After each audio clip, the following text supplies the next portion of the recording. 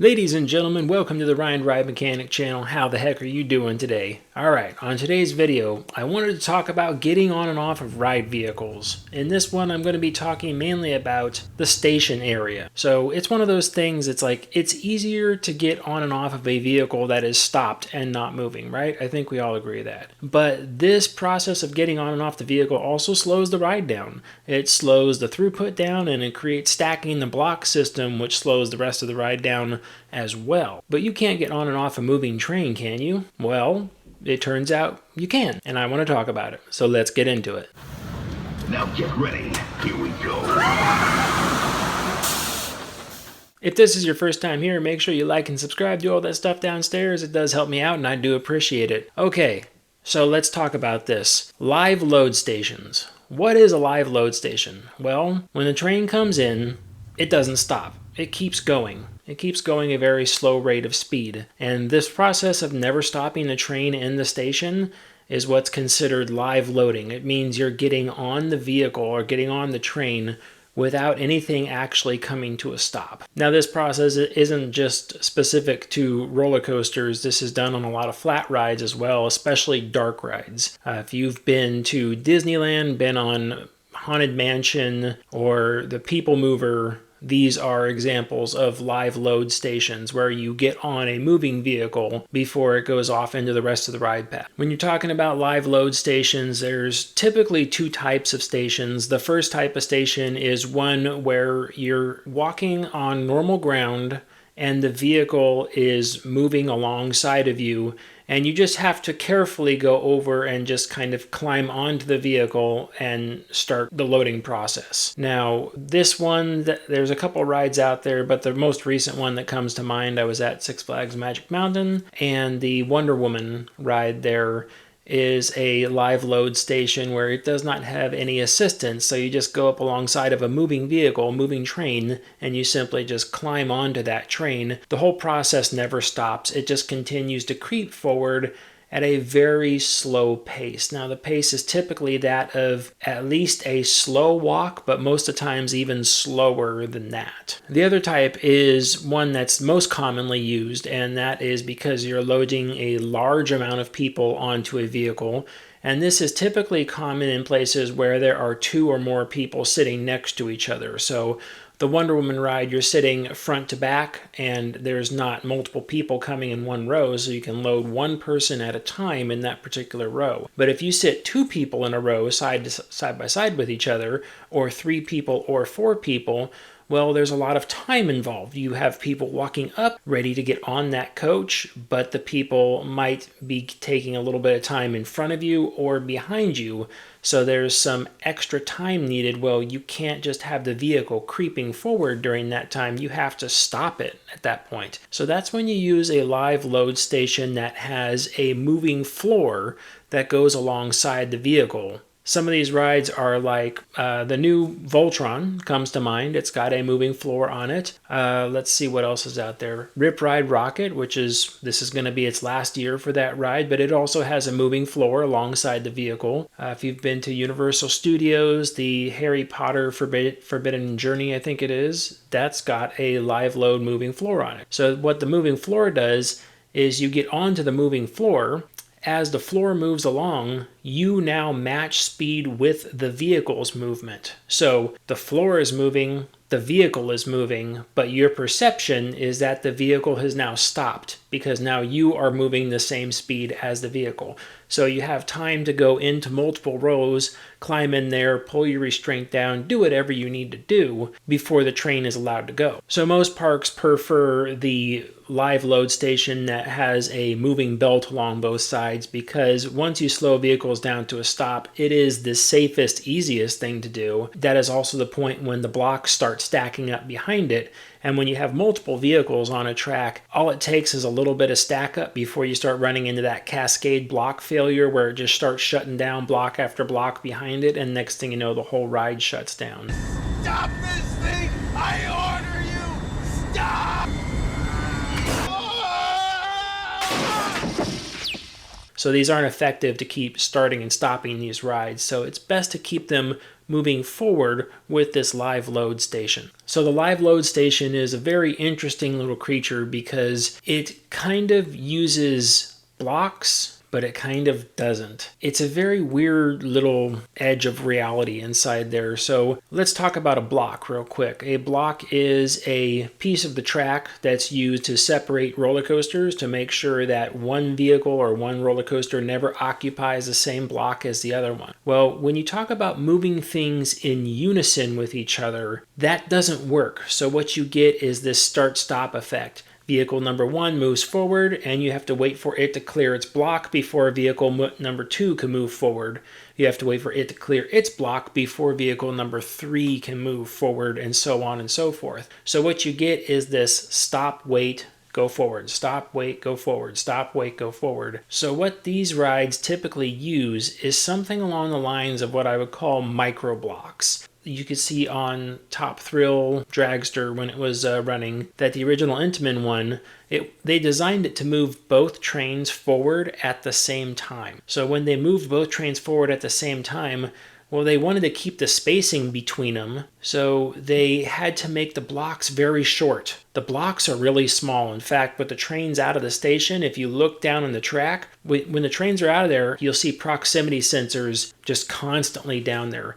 And what they were doing is they were creating micro blocks in the station. So they were saying, as the train sat on these 4 sensors, when it would move along to sensor number 5, it would reset number 1. And then so on and so forth. And then you only had a 2-meter gap between the trains that the ride was able to maintain. Now it had its little safety barrier between them and said, okay, keep going, keep going, keep going. Now at these speeds, roller coasters, ride vehicles in general have bumpers on them. So when you get down to really low speeds, the vehicles they do bump into each other. Nothing massive, it's nothing hard, it's not a collision, it's simply just a bump. It's a differential in speed, that's all it is. Most of the rides use rubber drive tires down the center of the belly to push the vehicles along. Well, all it has to do is you get one set of drive tires that have just been replaced, brand new fresh rubber on those things, and they're a very large diameter. And then the next zone in front of it, you have a drive tire with a worn out tire. Maybe it's right on its edge, but it's very small in diameter. Well, both the motors that run those 2 sets of drive tires, they both turn the same RPM. The motor will turn, let's just say, 10 RPM each one. But the difference is that when you have, we'll blow it out of proportion, when you have a new wheel that's 4 feet in diameter going 10 RPM, and then you have an old wheel that's 1 foot in diameter going 10 RPM, you can imagine the speed difference that it's going to push the vehicle off with those 2 things. So what would happen is smaller ride vehicles especially, they get in those areas where a new wheel versus an old wheel, and they will literally bump into each other as it goes along. But because the speed is very low, they just account for that. It's not a big deal. So these micro blocks don't so much turn into a block system, they turn into just a counting system. It's like, okay, the vehicle goes in and we watch it go through this live load station now because we slowed the vehicle down and it's proceeding forward. And now we're just counting it as it goes along. Yes, we're just counting it from those sensors to those sensors to those sensors so we can see it come into that area.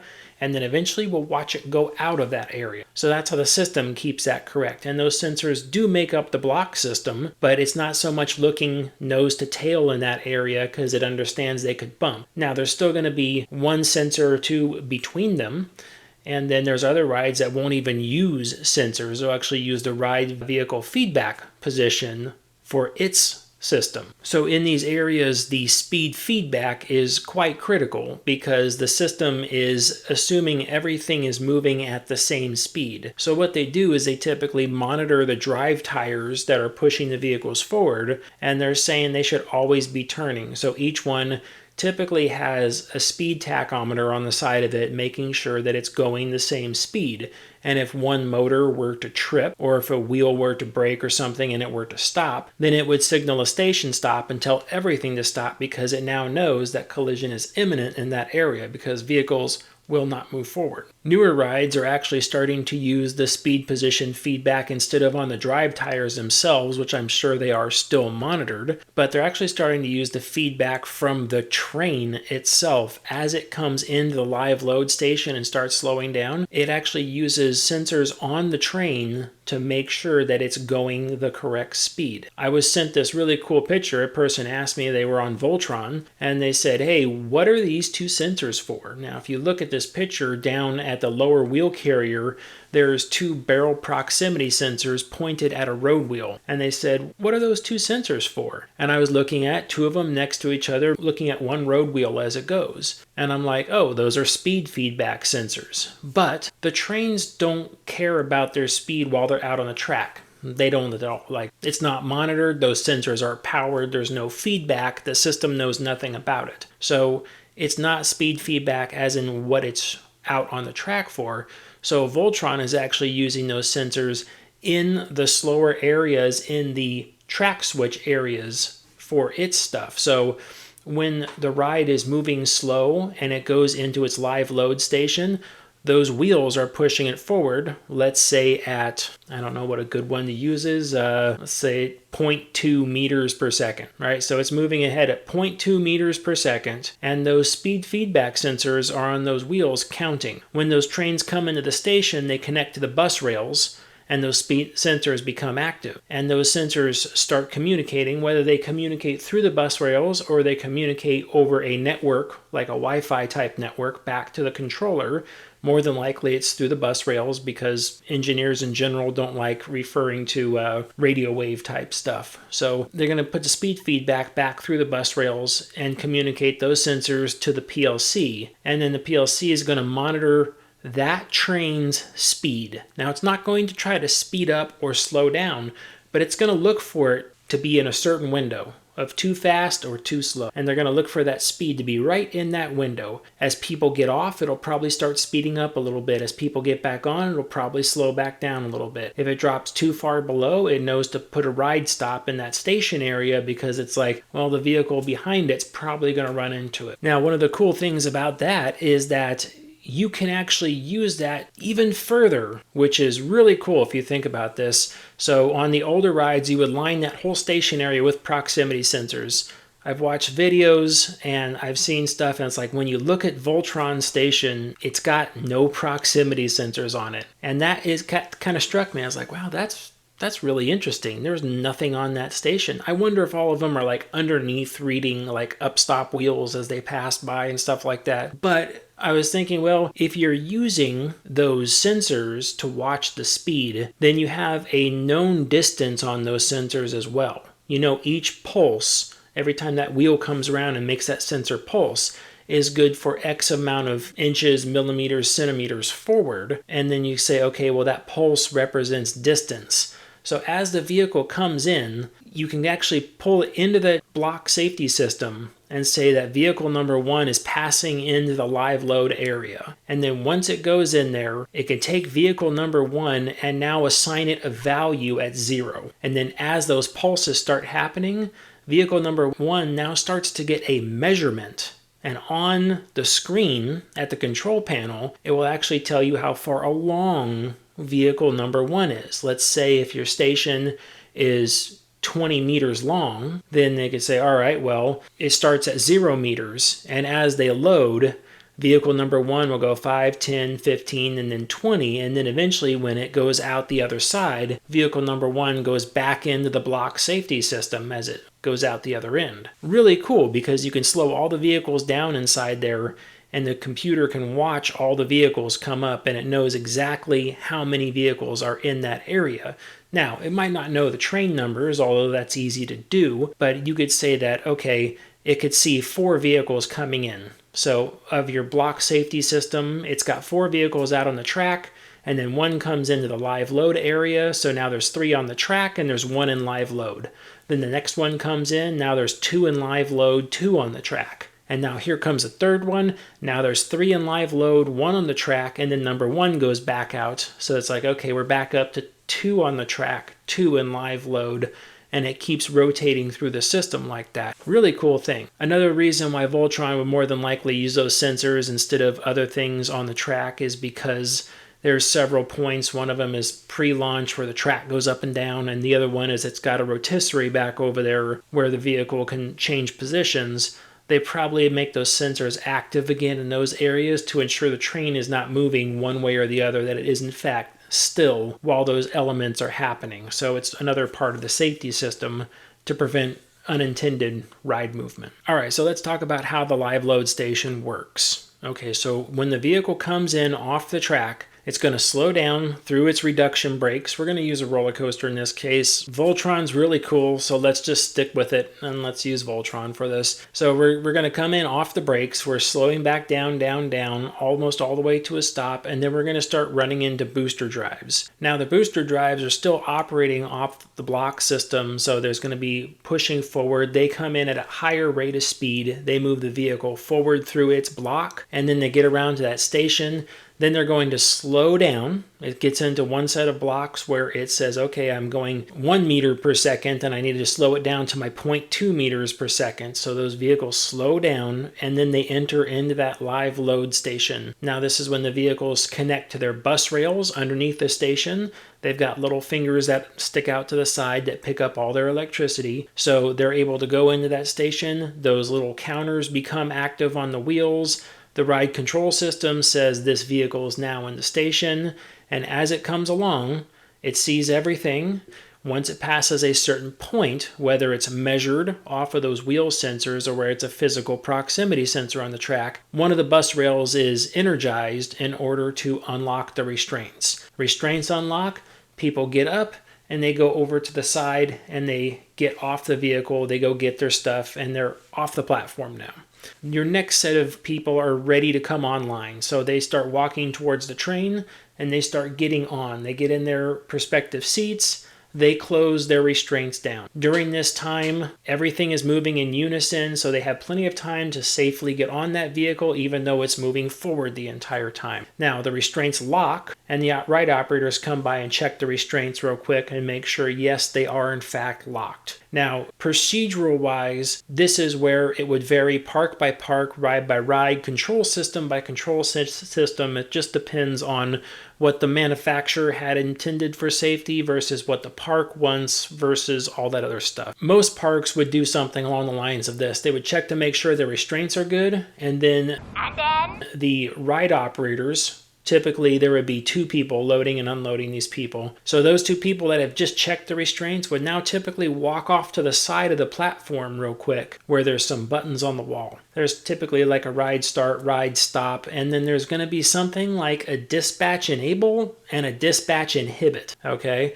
so the dispatch enable is going to be once they say, okay, hey, look, we've checked all those restraints, everybody's good, this vehicle is ready to go. So they go over and they push their dispatch enable buttons, and then they're done with that vehicle at that point. They can just walk away from it. Everyone's sitting there, they're buckled in, their restraints are locked, they're just slowly going forward. Once that vehicle moves to that end of that station, we have to now take back into account for the block system up there. The block system has to be free. That next vehicle in front has to be gone already. And then once that vehicle meets the end of the station, the system simply looks at its controls and says, was my dispatch enabled pressed? And it goes, yes. All 3 of them, 2 of them, 4 of them, all of them were pressed, and it goes, okay. And then that vehicle's free to leave the station, and it starts going out into the ride and doing its set, what it normally does. If we go back and we say, all right, as the vehicle was loading, there was a problem, right? I get on, I've still got my hat and my sunglasses on, and I'm drinking a soda, and they're like, you can't be on that ride with these things. And I'm sitting there, standard guest, what do you mean? I paid money for this. Of course I can, all that stuff. And it's like, no, you can't. So at that point, the vehicle's not ready. I'm not buckled in. The restraint's not locked down on myself yet. So they go, okay, well, you have to get up and leave. And it's like, all right, so I get up and leave. But by that point, the train's already far forward. It comes up to the edge of that station, that go, no-go point right there at the edge. And then the PLC goes, the block ahead of me is clear? Yes. Great. Okay. Is my vehicle ready? No, it's not. And it goes, okay, well, and then it probably throws a warning out. that says, hey, in 2 meters, I'm going to stop. And then he probably gives the people, a 5-10 second heads up that it's about to shut down. It's about to shut down. And then eventually the station will come to a stop. And it's like, okay, we got that guy off of there. We pushed the restraint down. We double checked everybody real quick. They'll probably go back over there to their dispatch enable buttons, push them, maybe a ride start to push the station back into motion again. And then it picks right back up and kicks that train out. One of the things to encounter is going to be a station stop for some reason. For some reason, they need to stop the movement in that area. Typically, a lot of live load stations, there is someone walking around with a remote. There's a lot of times a remote control where someone can not only start and stop the station from remote, there's someone walking around with a remote control where they can not only stop the station via remote, but a lot of times they can also start the station with a remote as well. A lot of times this takes 2 or 3 people also with the same remotes to restart these things, because it's important to make sure everyone's in the correct areas they need to be in. One of the things is once you station stop a live load station, most of the time people don't do well with starting that station back up. A lot of times people, depending on how the system is set up, a lot of times the common thing is people will tend to fall over because the conveyor belt that you're on essentially starts to move and they go, whoop, and they fall back over. These live load station belts, they typically are just an industrial conveyor that is used all over the place. It's got motors pushing it. They've got electric drive motors underneath that are turning the entire conveyor system. It's got same acceleration ramps as the ride does. So a lot of times where the station is going to be starting and stopping a lot, at Universal Studios, the Harry Potter ride, they start and stop that a lot just because the nature of it. It's a quick moving thing. So when people aren't moving fast enough, they have to stop it. Well, I was there when they stopped it and then restarted again. It was a very smooth process. And by smooth, I mean nothing looked like it jerked when it started back up. There wasn't a lunge in any directions. It just started to just gently accelerate right back into motion. Very smooth. But even though it's smooth, people can still get caught off guard by that. People are over there doing the Captain Morgan with one foot up in the air, and they can fall over it. And then, of course, there's a third scenario, which is where everyone's been checked, everyone's seated, the vehicle's been closed, the restraints down, they're monitored, all the vehicles' restraints are monitored shut, everything's locked, the vehicle's been dispatch enabled, it gets up to the edge of the station, and it gives that warning out again that I'm about to stop, and then it stops. And they say, what's going on? It's Megamaid. She's gone from suck to blow. What? And it turns out the block ahead of them is still occupied for some reason. Obviously, these things are timed to ensure that the block ahead is free by the time that next vehicle gets there. They know that. They said, if we dispatch a vehicle from the station and from the time it leaves to the time that vehicle clears the next block is 7 seconds, then they know that that vehicle needs a 7-second spacing between it at a minimum. Most places are probably going to go with 8 just to make sure there's a little bit of a buffer there so you don't constantly be running into station stops. So typically these things are done off of time, and that timing is done back at the very beginning as the ride's coming off of those brakes and getting decelerated right back into that station again.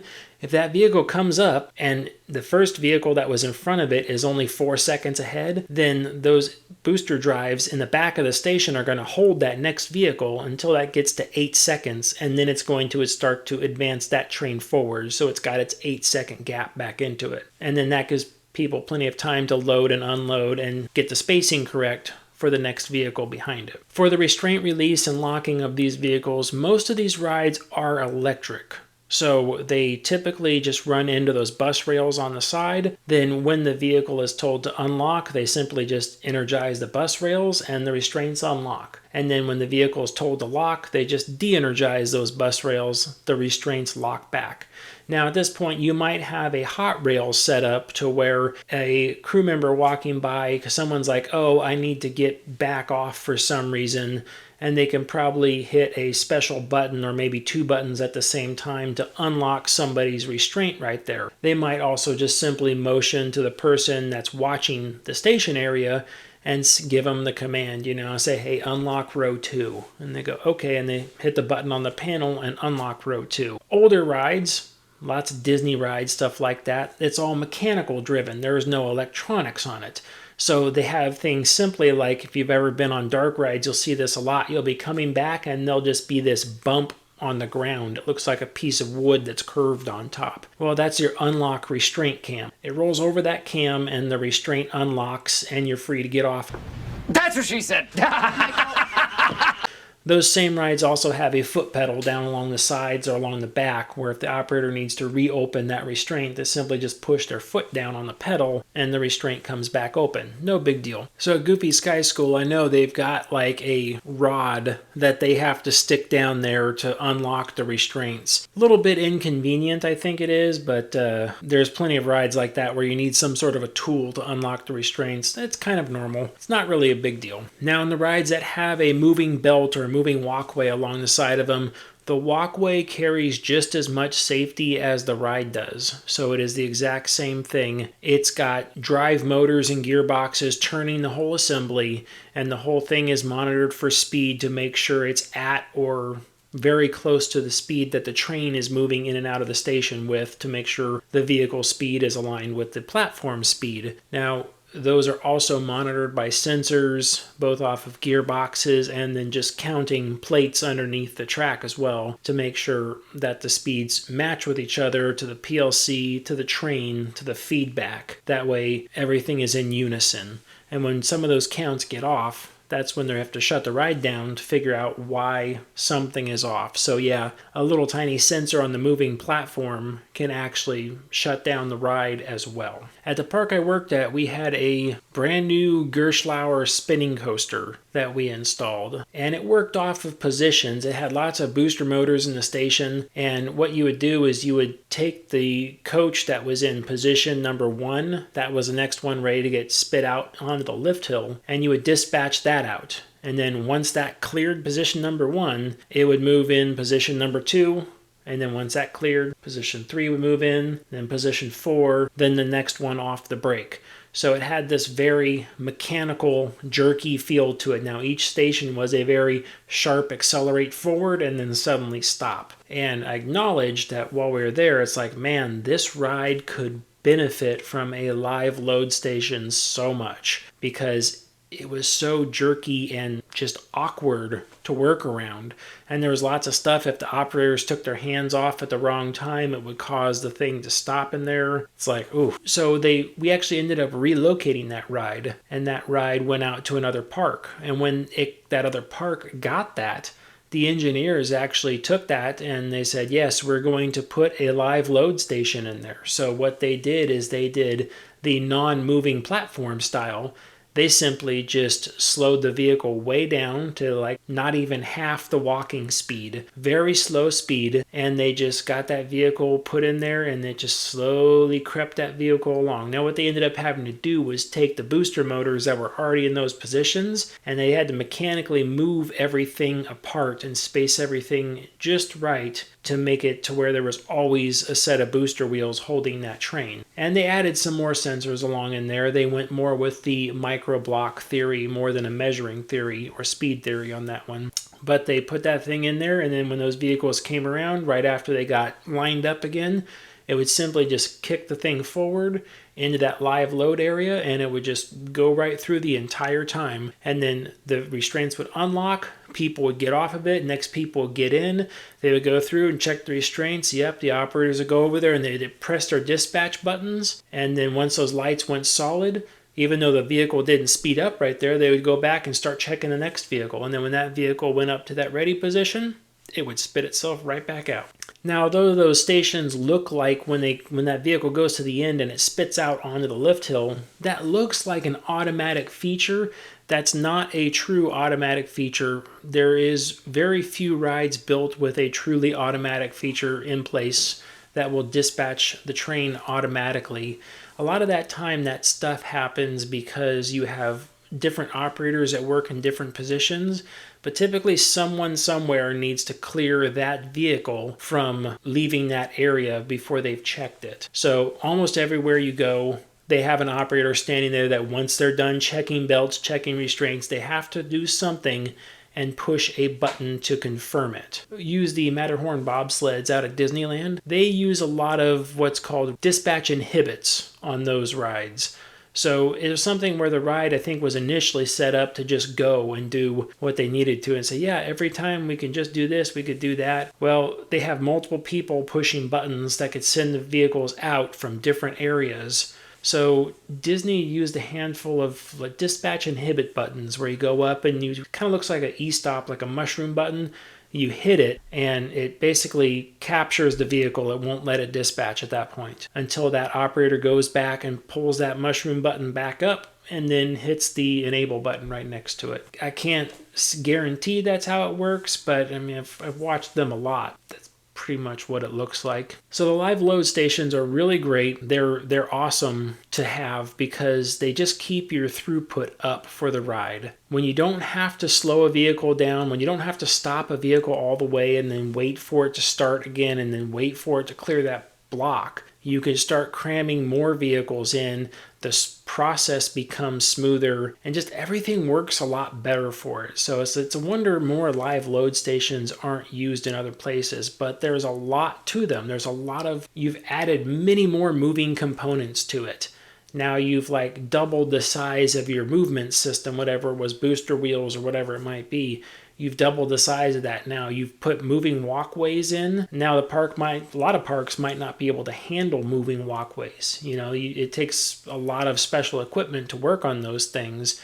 Some states even require that there's only specialized people that can work on those things because they're treated like an elevator almost. So it might not be even feasible for some parks to install stuff like that because they might not even be able to work on the system. And then they definitely couldn't have that. You tell me if that system broke down that the ride would have to be down until an elevator repair company came in? That's not going to happen. And then there's other things like typically floorless rides. You typically don't have something like that because you have to get the feet away from that platform. But if there's something else in place maybe there, like they can gently move the vehicle off of that platform off one way before it's accelerated, then that might work on a floorless model or an inverted model, I should say, not floorless. Well, this was a quick topic for today, but I hope you enjoyed it. If you want to, go ahead and like and subscribe. I do appreciate it. And you come back and join me for another video. I try to release them every single Friday. So far, I've been pretty good at that. If you want to contact me, you can always just leave a comment down there. I try to look through them and at least acknowledge them all. Or you could simply email me at ryantheridermechanic@yahoo.com. And as always, stay off the air gates. Bye.